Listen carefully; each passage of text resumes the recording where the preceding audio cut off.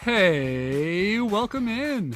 Welcome in. Thank you for listening. This is the Oh No Disc Golf podcast. I am joined with my wonderful co-host. His favorite food in the entire world is actually potatoes in every single fashion. His name is Eric Wolverton, and he's my best friend in the entire world. Here he is. And I am becoming a potato. He's a potato now. Just halfway, like from the waist down. Potato. Oh, not waist up. Well, that's good, so you can still talk. I can still throw too. So, all right. Who needs bottom? Yeah. You can just roll around the course. Yep. Potato feet, potato legs. But glad to have you here, man. How are you feeling today? Tired. As always. Yep. It's a permanent fixture for me. Yeah, we determined earlier it's from having 3 kids, right? 3 kids, and yeah, I was tired before 3 kids. That's true. So I had 3 kids on top of you already being tired. Just a tired guy. Half potato and a half a tire. Wow. The more you know. Eric Wolverton. Your headstone's gonna be like, he was a potato. Yeah, that's probably. Hello. When I'm dead, just throw me in the trash. No, me, it's gonna be like, throw me in the ditch. Let the raccoons eat me. There you go. Yeah. The Rakins. Happy Easter, by the way. Yes, happy Easter, everybody. Hope you had a good weekend. It's beautiful in Michigan. I don't know what it's like where you guys are listening, but over in Colorado, it was a beautiful day. We were upper 70s, maybe in the 80s. Yeah, celebrate safely. I'm getting the vaccine on Wednesday. Can't wait. So when this is releasing, he'll be getting it. True. Yeah. Just found out I have to because of my foster kids. That's cool. Yeah. Check out our Teespring. We have a special going on. Use the code OHNO to get free shipping. Check this out. Buy some stuff. Yeah. I get compliments on my sweatshirt all the time, so we're going to get some stickers rolling. Stickers and patches. We used to have a website. We don't anymore. We have a Linktree and an Instagram, a Facebook, a Twitter, a TikTok. And as always, shout outs to our 2 Patreon supporters. Go check out our Patreon. Where you can always just search Oh No Disc Golf on patreon.com. Our 2 Patreon supporters are Sean and David. We're not shouting out Egypt anymore either. No more shout outs to Egypt. We tried. Well, hit us up, Egypt, anyway. Or any other country, really. Not just Egypt. Anybody who wants to shout or a shout out, hit us up on Twitter, hit us up on the Instagram, and we'll hit you back. 5% off with our code over at starframediscs.com. Use the code OHNO to get 5% off of any discs, apparel, anything they have going on that website. Check it out. Now. Right this second. You must check it out.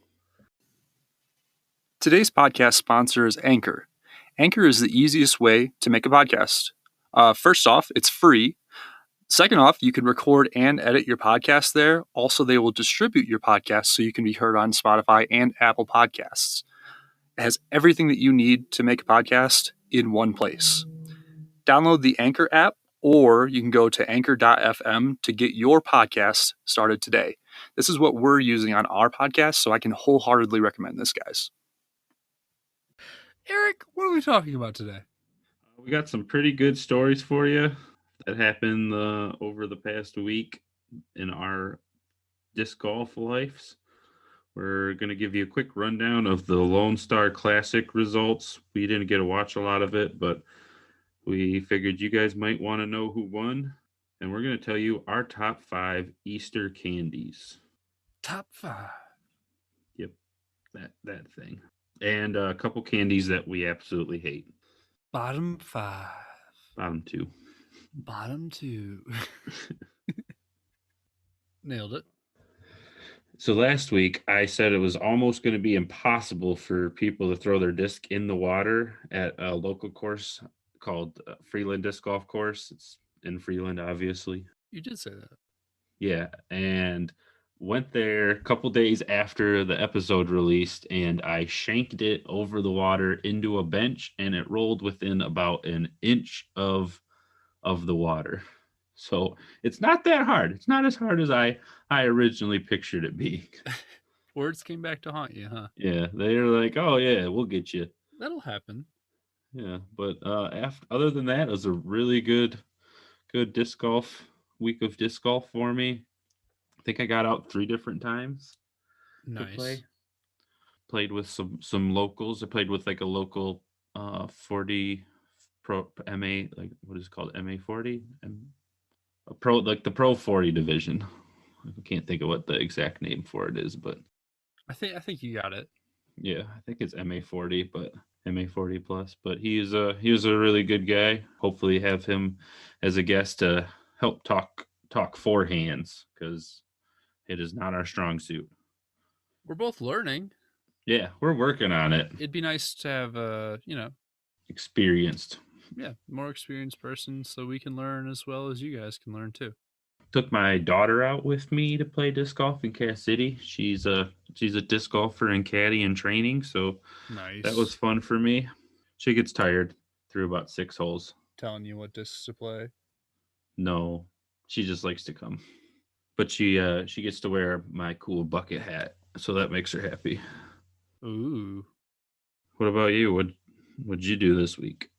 I played a bunch of disc golf, mostly at West Creek. It's been pretty phenomenally beautiful outside. A little bit windy today. I actually met up with some people today.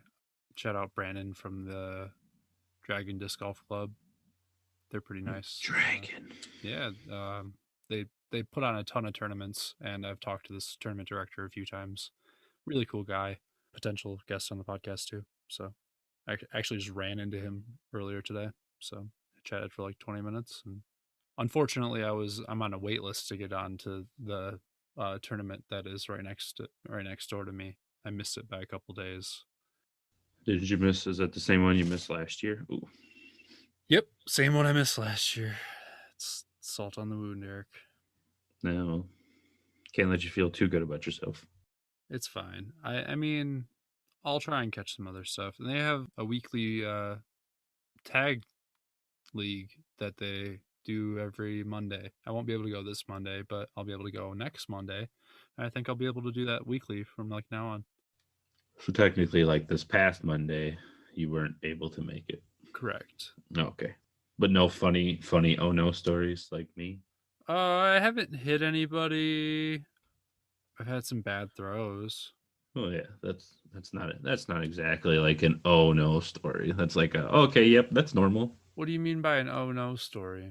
Nope, mostly just like hitting someone or No, I didn't hit anybody this week. no, you don't have any water hazards, so I don't. I have a freeway. I didn't throw it into the freeway. all right. No broken windows. That's always a plus. Yeah, no broken windows. There's like one fence that you can go over if you have a really, really bad shot on hole one, but no slipping and falling. yeah, the Prickly Pines course over in Elizabeth is actually closed right now for regrowth of the foliage or whatever. So Okay. that's the course I would have probably gone to a couple times already, but all the baskets are pulled, so they really don't want people out there. Yeah. Destroying it. But that would have been the other course I would go to. Seeing your dad has a pretty wicked sidearm. It has its moments where it was like pretty amazing how far he got. I think the thing with people who don't play disc golf a lot, if they can keep them from like pulling up at that last moment, they have a good sidearm because they're like not thinking about it and they're just trying to chuck it. And the video that I sent you, definitely he put it at a 45-degree angle up. He didn't do that every time, and that was like one of the main things he was working on throughout the entire day, like angle control. It's just for some reason when you get a disc in your hand, you think you have to like whip it up in the air at the last moment, and it's exactly what you don't want to do. Right. Maybe he can teach us a sidearm. Maybe.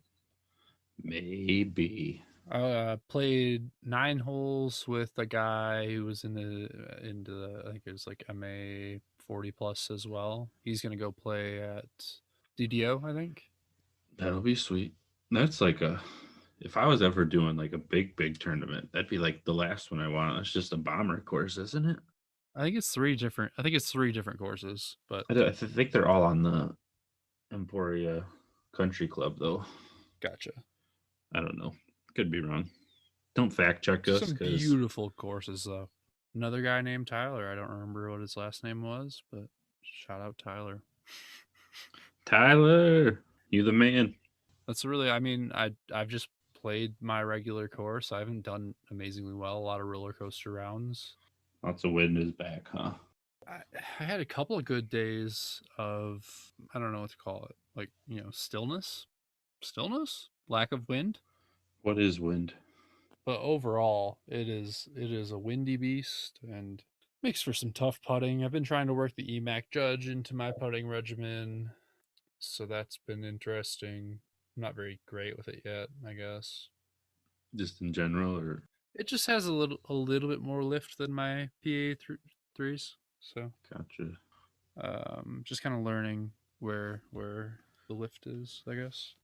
Well, that was pretty much our disc golf week. Hopefully, you guys all had a good week of throwing, playing, watching, whatever Whatever you you did, found. Yeah, to get your disc golf fix. yeah, disc golf was fun. Good to you. Maybe part of us is maybe us. We are part of your disc golf fix. That sounds like we're a drug. A bad one, real bad one. Eric, was there disc golf this weekend? There was. It wasn't live, unfortunately, but GK Pro, who is putting out a lot of good coverage this year, who has been putting out a lot of good coverage this year, uh, covered the Lone Star Classic. I haven't got to watch any of it, and I don't I think haven't Kyle either. has gotten around to it. So I'll be watching that this week while I'm at work. Pretty excited. It's just a B tier, so it's pretty small compared to what you guys are watching most of the time, but there are still some pretty big names there. James Conrad, Garrett Gerthy, Casey White. Definitely worth a watch. Yeah. I have a feeling it's just like everyone was leaving Texas and they figured they might as well fit one more tournament in while they're still in Texas before they travel off to, I think, Arkansas is the next stop. Ooh. Just a silver series, so it'll be live Sunday. Anyway, for the MPO, the top three was GT Hancock. Never heard of him, but I'm going to be looking him up after watching them. Connor O'Reilly and Matt Oram, or Matty O, as everyone likes to call him. Matty O won, so that was kind of cool after watching him battle it out with Ricky last week. Yeah, came back and won another tournament. Yeah, I seen one highlight, and he threw a eagle in from at least 100 feet, probably a good 150 plus. Wow. Yeah. Must have been feeling it. Yep. That's the only, I just like happened to catch that highlight on like Facebook or Instagram. So pretty excited to watch that this week. Must have been a pretty easy scoring course too. So because there's some higher numbers. 3-round tournament. Yep. 3-round tournament. But it must have been some crazy wind on the first day, because I was kind of looking through the results, and there's like a good 8 to 10 strokes in between like the people's first round scores and the second round scores. Wow. Yeah. So I mean, it wasn't everybody, but for the most part, there was some big numbers on the first day. It's those Texas wins. Yep. We got to see a lot of it already this year. And then the FPO side, Stephanie Vincent and Own Scogins tied for third. Sarah Holcomb came in second, and Lisa Fakis came in first. Again, we haven't watched it, so we can't tell you guys a whole bunch about it, but we are looking forward to watching it, and check it out on GK Pro. And then coming up next week is the Vintage Open in Arkansas. That will be covered by GK Pro and Gatekeeper Media. And on Sunday, you can watch it live on the Disc Golf Network's YouTube channel. Yeah, and honestly, we're keeping this kind of short today because we're trying to move more of into like interviewing people and kind of getting like into the community a bit more, and less talking about day-to-day disc golf stuff. So yeah. We feel like most of the people probably have heard this already on a different podcast or watch it live or have picked up all on it. So you guys would like interviews, right? Like disc golf people? Yeah. Any disc golf people? We have one stipulation: you have to have thrown a disc at some point in your life. Some sort of frisbee. Yep. That's it. Even like a trash can lid. Count it. Yep. Yeah. We'll interview you. So what's coming up next weekend or this weekend? I mean, the Vintage Open in Arkansas. 3, 2, 1. Top 5. Oh yeah. We did it. Today we're doing top 5 Easter candies. Because of the holiday tradition here in America, we celebrate Easter, which is where a rabbit lays eggs full of candy that kids eat. Yep. Although I never thought he laid the eggs. I just thought he hid them. So. Oh, well, maybe he doesn't lay them. Maybe he does. Where did this rabbit get all these eggs? Thieves. Thieving rabbits. First, we're going to tell you our least favorite Easter candies. You know how when you're outside and you find... I am commonly outside. Easter egg that you hid in your backyard 6 months prior. In your backyard? Yeah, where else do I hide eggs? Or where else does the Easter Bunny hide eggs? Yeah, you don't hide eggs. The Easter Bunny hides eggs, Eric. It's not your job. You find that one egg that's been outside, buried under who knows what for 6 months. That piece of candy in there is the worst. Don't eat it. Just throw it out. Don't eat it, huh? It's like yellow snow. Don't eat it. Yep. I like it. Yep. Mine are hollow bunnies in any form. Yeah, they're nasty. Not a big fan. Nasty. Also, Peeps. Nasty as well. If you like Peeps, is funny. Probably something wrong with you. Sorry. Because I kind of like marshmallows. But yeah, I like marshmallows a lot. I don't understand. Eric, that leads me into my number 5. I like marshmallow eggs.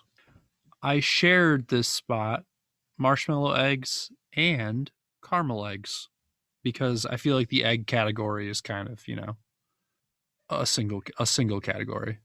Yeah, you did. I didn't. Oh. My number 5 is like the bubblegum eggs. You used to get them in like a little mini milk carton thing. And I used to love those as a kid. I don't really like bubblegum anymore. I don't really like candy much at all anymore. But bubblegum eggs were... That was your shit? Oh, God, I loved them so much. I was so excited when I found them. Bubblegum eggs. I remember them. Yeah. Pretty gross. Kind of like my next one. Kind of like one of those older candies. Yeah. Gummy fruit salad. So there's like the green ones, there's the red ones, orange ones, yellow ones. Obviously the green one's the best one. But they have a nice sugary coating. That was my favorite part. So that dissolves nicely in your mouth. Then you get to the gummy part, which I also enjoy. I'm a big gummy guy. You can find like all of those colors, I'm pretty sure, in like their own separate packages in those little like 50-cent bags. You can, and I did. I made my own fruit salad. It was all green. I was getting my green vegetables in. Count it. Yeah, something like that. Diabetes. Diabetes salad. My number 4 was the Reese's eggs. I just like the ratio of chocolate to peanut butter in Reese's eggs as compared to regular Reese's, where I think was the reason they were so good. Or maybe the peanut butter was better. I don't really know. I don't know what made them better, but they were better. I'm going to stop you right there. My number 3 is Reese's eggs. They're so good. I love Love them. I am allergic to peanuts now, I've found out, but so I can't eat them anymore, but I loved them. I would have put them number one probably if I wasn't allergic to them. Yeah, I remember you would always even just pick up Reese's in general, let alone the eggs. Reese's are just probably were my favorite candy. So You gotta find like some almond butter ones or something. I can't eat almonds either. Oh, okay. Well then, just Sad die. day for Kyle. Yeah. My number 3 are the Snickers eggs. Just die.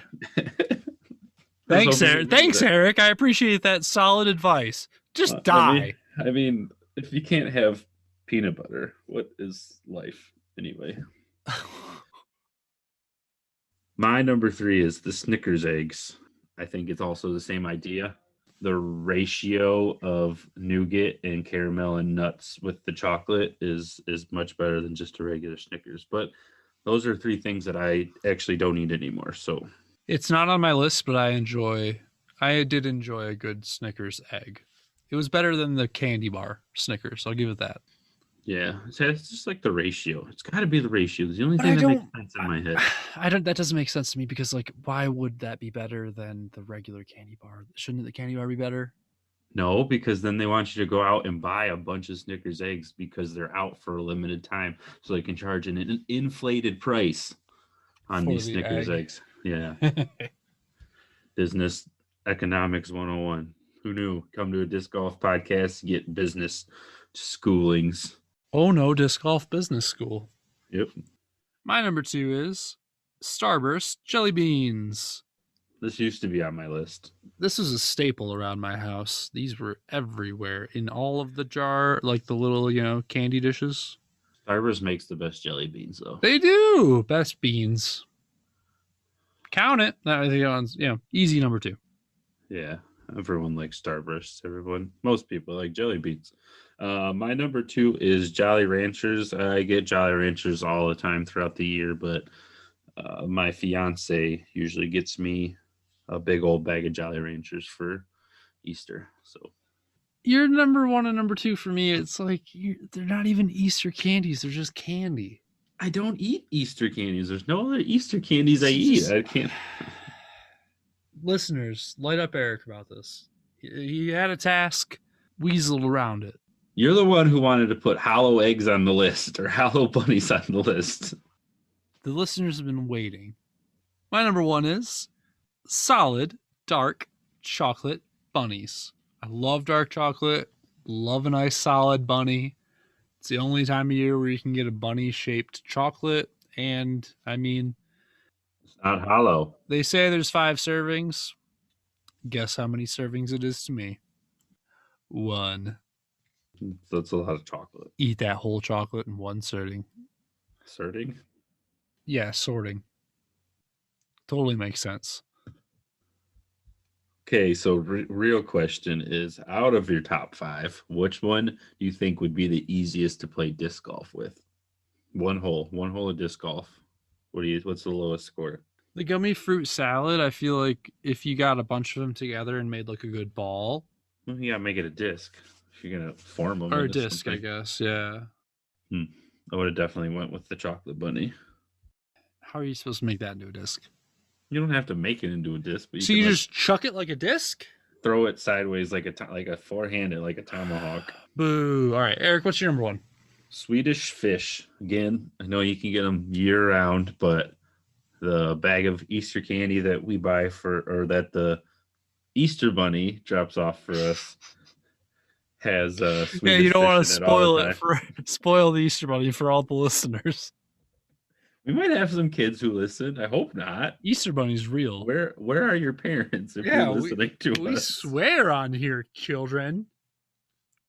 Anyway, if kids are listening to us, tell your parents to come talk to us, and we're gonna have to kick you out. We're sorry.